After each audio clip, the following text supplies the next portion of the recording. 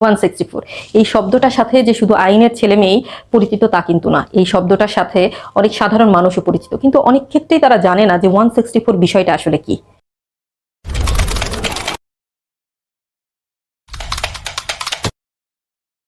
আমি আজমিয়া মান্তু, আইনের গুরুকুলের পক্ষ থেকে সবাইকে অনেক অনেক শুভেচ্ছা।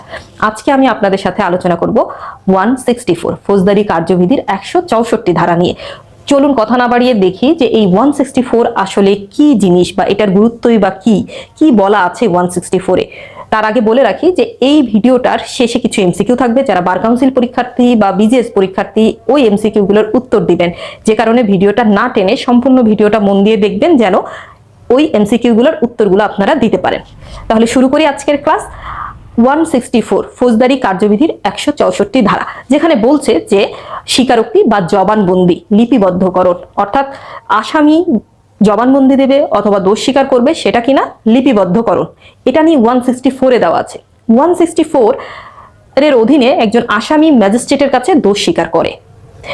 আমরা সাক্ষ্য আইনে দেখেছি যে পুলিশের কাছে দেওয়া স্বীকারোক্তি কোনো গ্রহণযোগ্যতা নাই, শুধুমাত্র আলামত যদি পাওয়া যায়, যতটুকু অংশ আলামত পাওয়া যাবে ততটুকু অংশ গ্রহণযোগ্য, বাকিটুকু অংশ গ্রহণযোগ্য না। এবং সহি পদ্ধতিই হচ্ছে স্বীকারোক্তি দেওয়ার ম্যাজিস্ট্রেটের কাছে। এখন এই ম্যাজিস্ট্রেটের কাছে যে দোষ স্বীকারোক্তিটা দেয় আসামি, এটা কি যে কোনো ম্যাজিস্ট্রেটের কাছেই দিতে পারে কিনা? আসামির তো একটা ইজ্জত আছে, কি বলেন? যে কোনো ম্যাজিস্ট্রেটের সামনে তো আর সে দোষ স্বীকার করতে পারে না। তো 164 এর সাবসেকশন 1 বলছে যে মেট্রোপলিটন ম্যাজিস্ট্রেট অথবা প্রথম শ্রেণীর ম্যাজিস্ট্রেট বা সরকার কর্তৃক ক্ষমতা প্রাপ্ত যে কোনো দ্বিতীয় শ্রেণীর ম্যাজিস্ট্রেটের কাছে আসামি দোষ স্বীকারোক্তি দিতে পারে। এবং প্রথমে এটুকু বলে রাখি যে মেট্রোপলিটন এরিয়াতে কোনো রকম দ্বিতীয় বা তৃতীয় শ্রেণীর ম্যাজিস্ট্রেট থাকে না, কারণ মেট্রোপলিটন এরিয়া ইজ্জত বেশি, এখানে শুধুমাত্র প্রথম শ্রেণীর ম্যাজিস্ট্রেটটাই থাকে। তাহলে আমরা কি পাচ্ছি যে আসামি 3 ধরনের ম্যাজিস্ট্রেটের কাছে দোষ স্বীকার করছে, কিন্তু এই দোষ স্বীকারটা আসলে সে কখন করবে?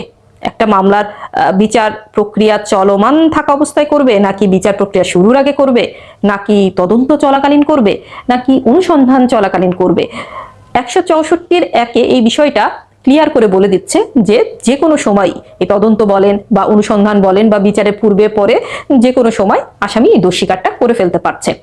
এখন প্রশ্ন হচ্ছে যে এই যে সে দোষ স্বীকারটা করবে, তার এই স্বীকারোক্তিটা লিপিবদ্ধ করবে কিভাবে ম্যাজিস্ট্রেট? লিপিবদ্ধ শব্দটা থেকে কিন্তু আমরা এটুকু বুঝতে পারি যে 164টা হচ্ছে লিখিত হতে হবে। কিন্তু এই যে লিখবেন, কে লিখবেন? ম্যাজিস্ট্রেট লিখবেন। আসামি দোষ স্বীকার করবেন, তিনি বলবেন, ম্যাজিস্ট্রেট লিখবেন। এখন লেখার পদ্ধতিটা কি হবে? 164 এর সাবসেকশন 2 বলছে যে 364 এ যে পদ্ধতিটা দেওয়া আছে ওটা অবলম্বনে এবং এই যে ঘটনা, এক একটা মামলার তো ঘটনা এক এক রকম থাকে, সেই ঘটনার সাথে সামঞ্জস্য রেখে ম্যাজিস্ট্রেট স্বীকারোক্তি লিপিবদ্ধ করবেন। তো আমাদের তাহলে 164 পড়ার সাথে সাথে 364ও পড়ে ফেলতে হচ্ছে। তবে এটাতে একটু পরে যাব, আমরা 164টা শেষ করে নিই। এরপরে 164 এর সাবসেকশন 3 তে বলছে এই স্বীকারোক্তি গ্রহণের পূর্বে ম্যাজিস্ট্রেট অবশ্যই এই ব্যাপারটা নিশ্চিত হবেন যে আসামি যে দোষ স্বীকার করছেন সেটা তিনি স্বেচ্ছায় করছেন, অর্থাৎ জোরপূর্বক তার কাছ থেকে এই স্বীকারোক্তিটা নেওয়া হচ্ছে না। কারণ আমরা সাক্ষ্য আইনে দেখেছি যে 24 ধারাতে বলছে যে যদি কোনো স্বীকারোক্তি না হয়, যেটা ভয়ভীতি দেখিয়ে বা প্রলোভন দেখিয়ে বা কোনো প্রতিশ্রুতি দিয়ে যদি না হয়, তাহলে সেই স্বীকারোক্তিটা অপ্রাসঙ্গিক, মানে আদালত ওটা গ্রহণ করবে না। ঠিক তাই ম্যাজিস্ট্রেট 164 নেওয়ার সময় এইগুলোই দেখবেন যে এই 3টা উপাদান স্বীকারোক্তি যিনি দিচ্ছেন তার মধ্যে আছে কিনা, তিনি ভয় পেয়ে দিচ্ছেন কিনা বা প্রলোভনে পড়ে দিচ্ছেন কিনা। যখন ম্যাজিস্ট্রেট নিশ্চিত হবেন যে স্বেচ্ছায় স্বীকারোক্তিটা দিচ্ছে, তখনই ম্যাজিস্ট্রেট আসামির ওই দোষ স্বীকারোক্তিটা লিপিবদ্ধ করবেন, তার আগে নয়। এখন চলুন চলে যাই আমরা 364 এ, যেখানে বলে দেওয়া হয়েছে 164টা লিপিবদ্ধ করতে হবে কিভাবে। 364 এর প্রথমেই বলছে হচ্ছে ভাষা নিয়ে কথা, যে কোন ভাষাতে লেখা হবে। আমাদের সাধারণ মানুষের মাথায় আসে কোন ভাষায় আবার লেখা হবে? আমরা বাঙালি, বাংলাদেশি, বাংলা ভাষার কথা বলি, এই ভাষাতেই লেখা হবে। সেখানে বলছে যে আসামি যে ভাষায় দোষ স্বীকারোক্তিটা দেবে সেই ভাষায় লেখা হবে। তবে আসামির ভাষা যদি এমন হয় যেটা আদালতের ভাষা না, মনে করেন কোনো আঞ্চলিক ভাষা বলছে, যেমন পার্বত্য চট্টগ্রামে অনেক জাতিগোষ্ঠী আছেন যাদের ভাষাগুলো একটু অন্যরকম বা আঞ্চলিক ভাষা রয়েছে যেগুলো আমরা সাধারণ মানুষটা একেবারেই বুঝি না, যেমন চাকমা বা মারমাদের ভাষা, এগুলো কিন্তু আমরা বুঝি না, একদমই বুঝি না। এই ভাষাগুলোতে যদি তারা কোনো স্বীকারোক্তি দিয়ে দেয়, তখন কি করবে? আদালতের ভাষায় ওটা ট্রান্সলেট করতে হবে। তবে আদালতের ভাষায় ট্রান্সলেট করুক আর যে ভাষাতেই ট্রান্সলেট করুক না কেন, 364 এর 1 ধারায় বলা আছে যে আসামি যে ভাষায় দোষ স্বীকার করছেন সেটা তিনি স্বেচ্ছায় করছেন, অর্থাৎ জোরপূর্বক তার কাছ থেকে এই স্বীকারোক্তিটা নেওয়া হচ্ছে না। স্বীকারোক্তি দেওয়ার পর ম্যাজিস্ট্রেটের কাজ হবে যে তিনি যে স্বীকারোক্তিটা লিখলেন বা সেই স্বীকারোক্তিটা আসামি যে ভাষায় বোঝে বা যে ভাষায় স্বীকারোক্তিটা দিয়েছেন সেই ভাষায় তাকে পড়ে শোনাতে হবে। এবং তখন আসামির যদি মনে হয় যে স্বীকারোক্তির কোনো অংশ তিনি বাদ দিবেন, তাহলে উনি বাদ দিয়ে দিবেন। যদি ওনার মনে হয় যে না, আমি আরো কিছু যুক্ত করব, তাহলে তিনি তার স্বীকারোক্তির সাথে সেটুকু যুক্ত করতে পারেন। তবে এই দোষ স্বীকারোক্তি গ্রহণের পূর্বে ম্যাজিস্ট্রেট আসামিকে দুটা কথা বলবে। একটা হচ্ছে যে আপনি এই দোষ স্বীকারোক্তি দিতে বাধ্য নয় এবং আপনার দেওয়া এই স্বীকারোক্তি আপনারই বিরুদ্ধে যাবে। এটা 164 এর সাবসেকশন 3 তে দেওয়া আছে যে দোষ স্বীকারোক্তি গ্রহণের পূর্বে এই দুটা জিনিস আসামিকে বলে নিতে হবে।